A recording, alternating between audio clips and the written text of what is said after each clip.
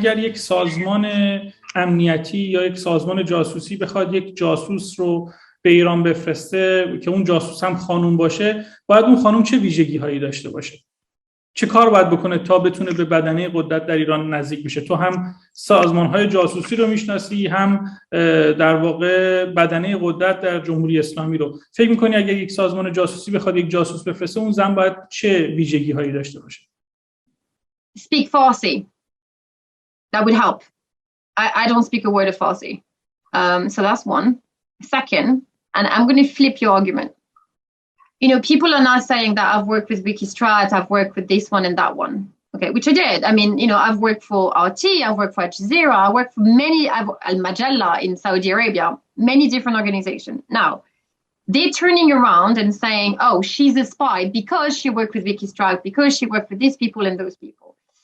Those things happened before I set foot in Iran. So if I was a spy, I would be a very bad one to have a very bad track record, because people are now accusing me of things before I even stepped foot in Iran, saying that Wikistrat is an Israeli security company selling, I don't know, state secrets to whoever. Do you seriously think that if I was a spy, I would have my name associated to Wikistrat even prior to my arrival in Iran, knowing, I think, that Iran's intelligence services would check who I am before giving me a visa at the airport or even inviting me? So this argument for me is ridiculous. But not when you have an invitation for a religious conference in Iran. But don't you think it wasn't religious, it was political, it was on Palestine. Don't you think that prior to being inviting to Press TV, which is the mouthpiece of the government, people do their due diligence and check on you? How come this Wikistrat story never showed up? Because they probably saw that, you know, I contributed to Wikistrat. They did their check and realized that, okay, she provided information on Yemen. There's nothing there. Okay. Right? People are making movies out of nothing. And okay. Look, I'm going to say something. The Mossad is one of the best intelligence services in the world. That's not a question. It's a fact. Okay. The Mossad trained the Shah intelligence services. Israel trained the Shah, you know, intelligence services and taught them how to do their job. The same people who worked under the Shah are now working, again, this is not a question, this is the truth, and I was told that. The same people who were at the highest level of intelligence services under the Shah now work for Ayatollah Khamenei. Okay, let's but you're telling me that those people with the expertise and the decades of experience are foolish enough to send someone to Iran who doesn't speak the language. So I need that if I'm doing my spying, I will need to have a translator with me to be able to understand what is being said. And if I was to be shown, in theory, state secret documents, I can't even read them. You seriously think that that's the kind of spy that Israel, one of the best intelligence, you know, services in the world, would send to Tehran? The other point I would like to make: have you ever heard of a spy for the Mossad going on television or in the media saying, hey, I'm a spy for Israel?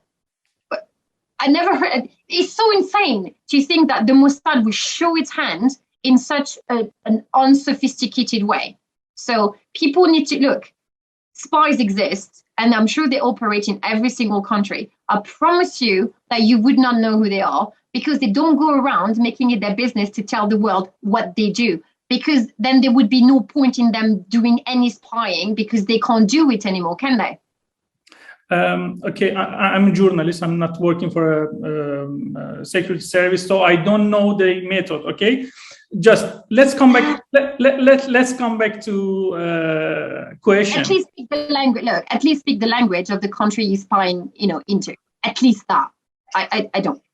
So, okay. and I'm French, by the way. So if anyone was to come and approach me, I think the French would be the first. I don't have an Israeli passport. And to be a Mossad agent, you have to have an Israeli nationality. So there you go. Okay, as I watched a spy movie, I know the spy using the different method. Okay, I don't want to judge. I don't want to say that you are a spy or not. Just, I want back to question. اگر یک سازمان جاسوسی بخواد یک جاسوس زن رو به ایران بفرسته، اون زن باید چه ویژگی هایی داشته باشه از دید کاترین شکدم؟ I don't think that's the best way, to be fair with you. I don't think you need to send anyone to Iran. I think that if I was, intelligence, I would recruit people in Iran. I would not send them. It's too dangerous. Why? When you have people in Iran so willing to talk to you and do the spying for you, why would you do that? Why would you send anyone from outside? I would recruit people within Iran. I wouldn't bother having foreigners coming in. برای این کار خطرناکه دیگه. یک جاسوس تمام خطرها رو میپذیره. سازمان‌های اطلاعاتی مقاصد مختلفی دارن. ممکنه برای اینکه بخوان قدرت خودشون نشون بدن یک فرد بخوان بفرستن ایران، اون فرد به مقامات ایرانی نزدیک بشه، اسنادی رو تهیه بکنه و بعداً از ایران خارج بشه و بگه این یکی از بخش‌های قدرت ماست. همونطور که گفتی به موساد اشاره کردی که یکی از سازمان‌های جاسوسی قدرتمند در دنیاست. ممکنه اونها هم بخوان از این روش استفاده بکنن. برگردیم به سوال. فکر می‌کنید اگر بخوان بفرستن، اگر این فرضیه رو در نظر بگیریم که بخوان یک خانم رو بفرستن، اون خانم باید چه ویژگی‌هایی داشته باشه؟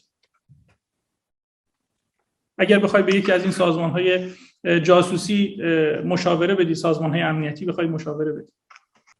I don't know if you can, because look, as a political analyst, I had access. But it doesn't mean that you have influence. I mean, it would be insane to think that people in government, cared about what I thought. They might have found me useful because I was basically saying what, they wanted to hear. But it doesn't mean that I have any real influence in terms of their policies. So I don't know if that's even possible. Because what you're asking, look, I'm not intelligent, so I don't know what would make a good spy. I would assume, being able to blend in would be a good thing.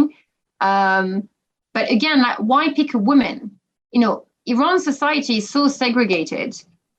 In order to get close to officials, being a man is a lot more useful because you can move around, officials a lot easy. It's a lot easier for you to be part of, the club. As a woman, you can't really mingle with people, and you're not really invited anywhere where, if it's a men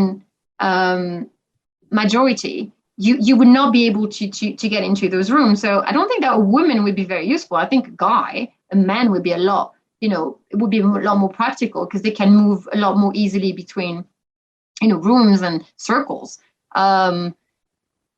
Women are very much dismissed in Iran society, so I don't think that it would be useful. In my case, I think that the fact that I was a woman and married to a Muslim man allowed me to kind of have a closer look to Iran's society, but not the circles of power.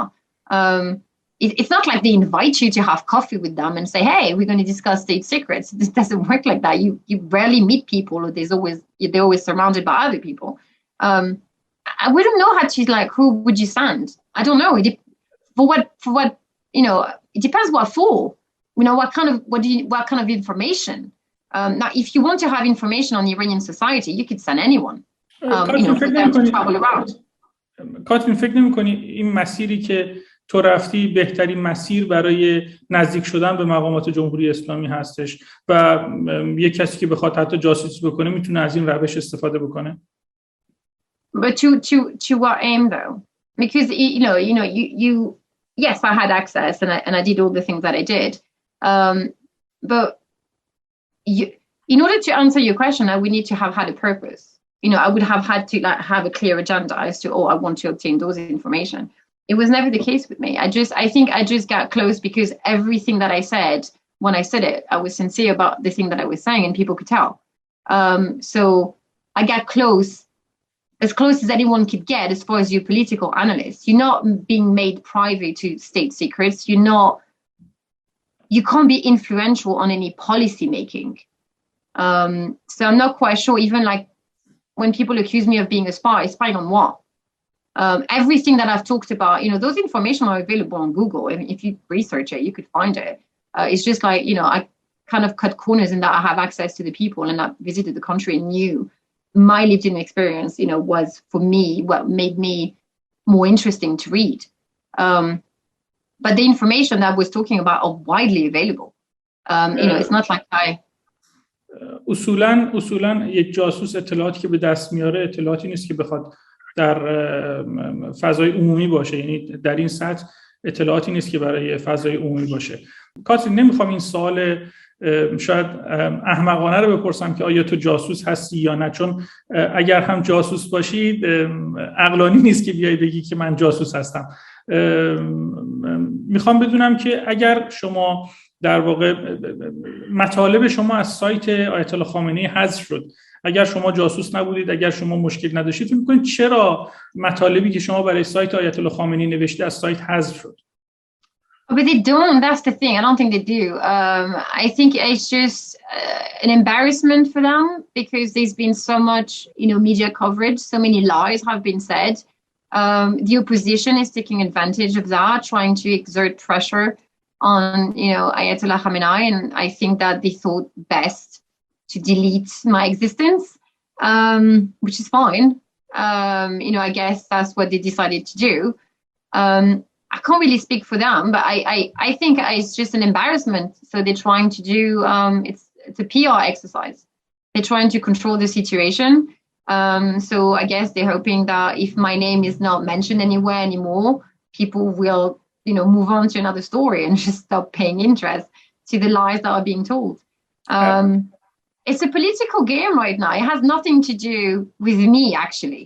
I mean, I could disappear tomorrow and, change career and do something completely different. People will probably still be talking about me because I became political ammunition. So people are, alleging that, Ayatollah Khamenei led a spy inside the government, because they're trying to basically sully his name and his reputation, so that people on Ahmadinejad camp would, climb to power and, it's a game. It's just, it's for power. It's a power grab, and I've been caught in it. But really, if you pay attention, it has nothing to do with me. Not at one.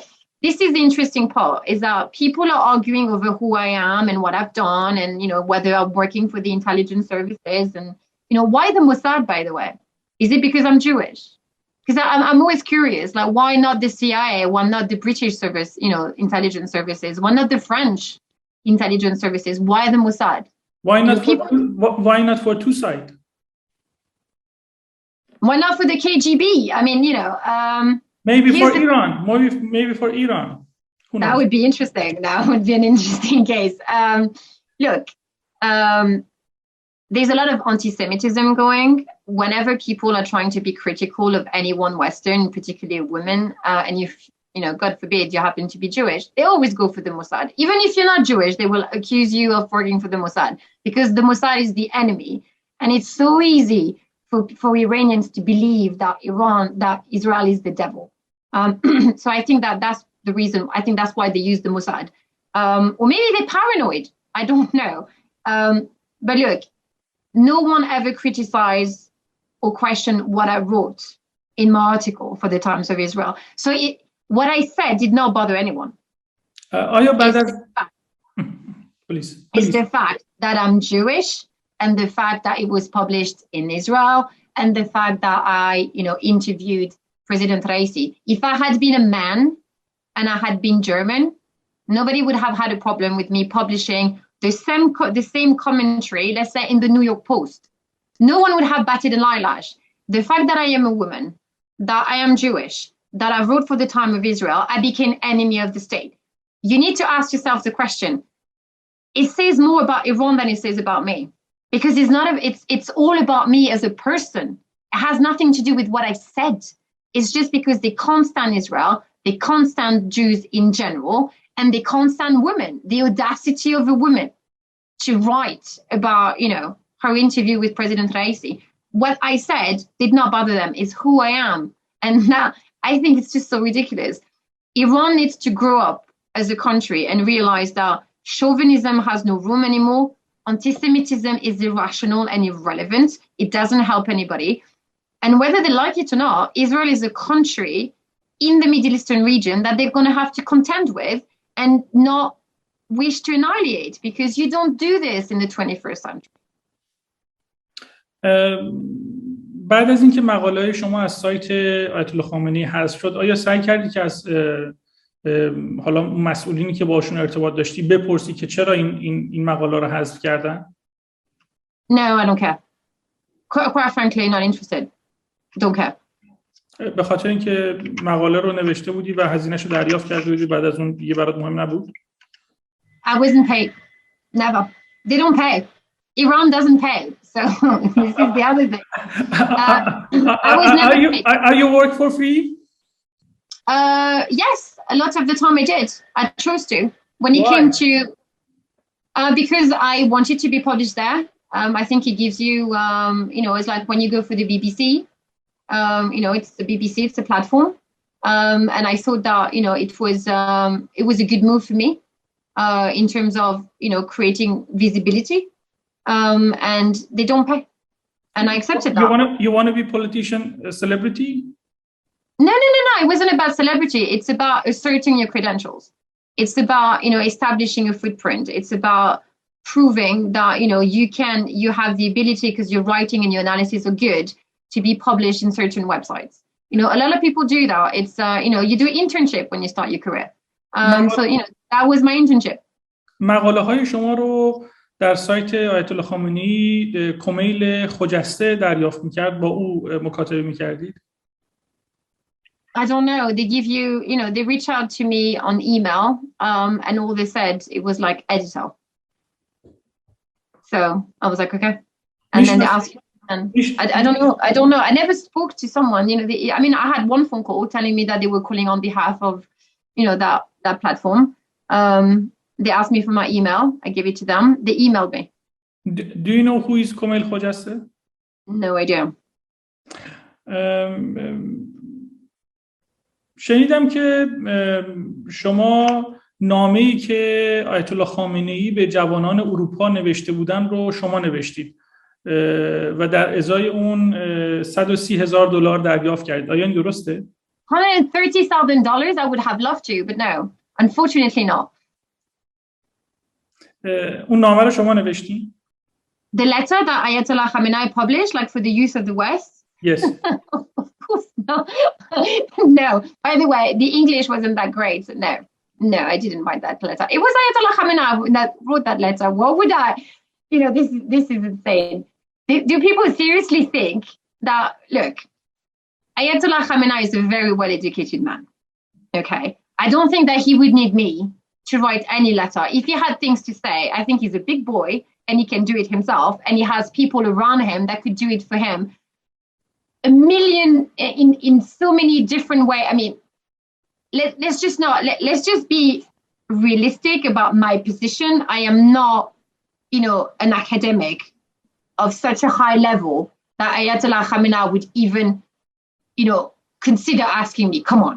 I don't even speak Farsi. I mean, you would like to think that he would like to express, But you know Western culture, very good. I know what? Western culture. Yes. I don't think that Ayatollah Khamenei knows my name. So maybe now, but look, come on, we have to be, you have a million people in Iran who are intellectuals, who speak English just as good, just as well as I do. What? It's insane for me to be accredited to have written this letter. I find comical. No, and I certainly did not receive $130,000. And as far as, for me, working for free for Iran, I'm doing this interview with you for free. So it happens. Those things happen. And I'm generous with my time sometimes because I think it's important. So I don't get paid for everything that I do, unfortunately. But those are my choices. من با هم قرار گذاشتیم که سوالها رو صادقانه با شما در میون بذارم و خط قرمزی رو تعریف نکردید. درسته؟ Yes. Okay. Maybe it will be interesting, the question I have for you. بعد از مصاحبه شما با BBC فارسی برخی گفتن که این مصاحبه رو شما به این دلیل کردید که یا پولی دریافت کردید یا تهدید شدید. البته یک ادعای دیگه هم شده که من بعد از جواب شما ازتون میپرسم.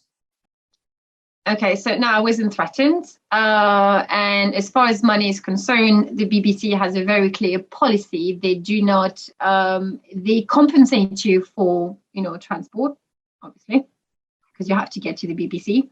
But they do not pay guests for attending. That's a government policy. The BBC is run by the government, so they don't have money to throw away. They do compensate you for, transport and things like that. Not money from BBC. Excuse me, not money from BBC. For example, from who?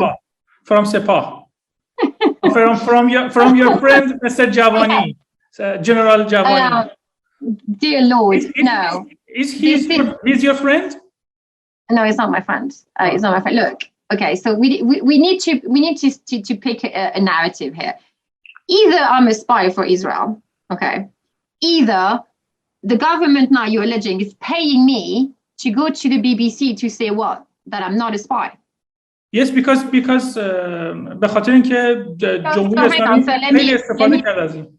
Let me try to understand this. So people are alleging in Iran that not only am I a spy for Israel, but that Tehran would, in full knowledge that I'm a spy for the Mossad, pay me to go on the BBC to say that I'm not a spy.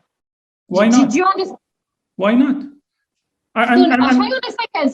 So you alleging that the regime in Tehran is literally sponsoring Mossad agents? That's a beautiful story. It's insane. I can't wrap my head around this. That's something that is new. That is crazy. I'm telling you full story, okay? این تصور وجود داره که بعد از اینکه شما مدارک یا فیلم ها یا اسنادی رو از مقامات جمهوری اسلامی در اختیار داشتید و توی مقالتون در نیویورک تایمز بهش اشاره کردید، در واقع یک پالس رو به سمت جمهوری اسلامی فرستادید که اگر در واقع با ما همکاری نکنید ما این مدارک رو منتشر میکنیم. بعد از اون یک توافقی صورت گرفت بین در واقع سپاه یا نیروهای امنیتی ایران و حالا موساد یا هر جایی که شما باش کار میکنید، اون جای ذهنی که شما باش کار میکنید و شما موافقت کردید برای اون مصاحبه در BBC فارسی. این رو شما چطور تفسیر میکنید این داستان رو؟ I don't, because it's not true. So hold on, because I know what videos you're talking about. I've read this story. Well, I saw in the Iranian, social media, some people have sent me links that allegedly I have videos of, officials, whatever, and that I claimed in an interview with the Times of Israel that I had those videos. Now, I would defy anyone to find me that interview in the Time of Israel because it doesn't exist, okay? Because I don't have videos of state officials. I did not blackmail the government. But, it's just, I'm going to write about this because this is insane. So basically, Iranians are under the belief that, number one, their state officials are crooked and so willing to sell state secrets that they would basically do anything, and basically work for Israel. That in order to cover, those stories, they would be willing to send money to Israel, the very country that they seek to annihilate. That's just insane to me. And people are still happy to have those officials in power in Iran. Are they happy to have this kind of representative? Because if I was you, and this is what I believe of my officials, I would have a serious problem because you have no business being in government. Look, I think that people are giving me credit for things that I haven't done, nor did I think about doing them. And I think if I was an Iranian official, I would be a little bit insulted, personally. For people to think so, to think that I would commit such crimes of, basically treason, for what? And that I would be dumb enough to be for people to do a video. This is ridiculous. So I'm going to say no. Sepah did not get in touch with me. I received no money from Sepah. I don't even know where the number $130,000 came from. By the way, I would be asked to be paid in pounds because I'm in the UK, but beside the point. So hang on. So now you're saying that the BBC Why the BBC, by the way? Does the BBC work for the Mossad or Ayatollah Khamenei? Which one is it? No. I didn't say BBC paid. I said because of this interview. No. But why the interview in the BBC? Because then the BBC approached me. I did not. Why the BBC? Because they asked me. Okay, very good. Good coordinating. Everything's coordinated very good. This story is very good. And یه روایت دیگه هم شنیدیم که ایران چند به خاطر مصاحبه‌ای که در بی بی سی ایشون کردن چند جاسوس رو آزاد کردن. Okay. Well, I'm a very powerful girl. Why not? وقتی تو میتونی اینقدر نزدیک بشی، وقتی اینقدر میتونی نزدیک بشی به مقامات جمهوری اسلامی، حتما دختر قوی هستی. Am I responsible for global warming as well? I don't have godly powers. I mean, I didn't even know that, people were released, by Iran. Look, those people you're claiming were released and, allegedly being, spies for the Mossad, if, I'm not sure that anyone that is being accused of espionage in Iran is actually spying for anybody, because you're accusing everybody. Here's the thing. The second someone disagrees, they're a spy. The second, someone stands out or actually has an opinion that is different from, popular consensus, you call the spy. This is what Iran does, systematically go after people's character because they refuse to debate people on the basis of their ideas. So, according to you, everyone is a spy. If that's what people want to believe, fine. But, it's just, I don't know, I would expect the Iranian people to be slightly more sophisticated than that and just to believe slander and gossip. It's gossip. There's no foundation to what people... I don't look. How do you prove that something is not true? I don't know. People will believe whatever they want to believe. I'm just tired of saying that I'm not a spy. And if people don't want to believe me, fine. It's not going to... I don't care. Don't worry. I don't want to judge. Just I want to ask. No, it's not about judging. It's just the fact that it's just so insane that people keep peddling this narrative, and they keep adding things. Where are the proof? If people make those allegations, show me something tangible that would hold the narrative. But there's nothing. Okay. People are saying $130,000 videos, da. Okay, show me. Do your job. You want to make allegations again, people come with hard facts, and then maybe we could have a conversation. But I can't answer, gossip. I mean, it's like if you were to ask me, can you fly? Am I Superman? No. But I mean, I don't know, maybe next, that's what they're going to put in Iran. Maybe they're going to say I have superpowers and I could read people's mind and, I have horn in a tail and I just can, I fly at night over Tehran. I'm a drone. I don't know. Okay, let's ask a sweet question. May I ask a sweet question? Sure. Okay, it's maybe it's a bit funny. I have a question. You have a very beautiful eyes. Yes. Why you use a lens in Iran? Why you change your eyes color in Iran? Because I'm a girl and I feel like it. That's all? That's all. Sometimes I had green eyes, brown eyes, blue eyes, gray eyes. You can. You can buy contact lenses, and I just for the same reason that sometimes I wear makeup and sometimes I don't, and sometimes I put my hair in a ponytail and sometimes I don't. I'm a girl, and it's my prerogative. Okay, which color you like more? Blue. Blue one. This is your original eye? Yes.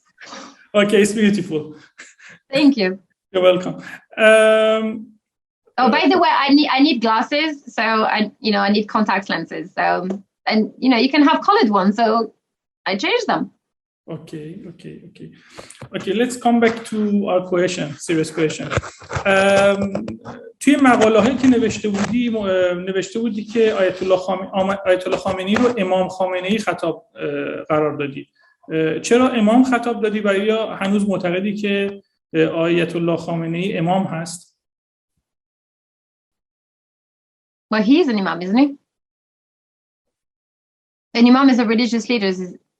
That's my understanding of it. Now, if you're asking me if I consider him to be on the same level as Imam Hussein, for example, no.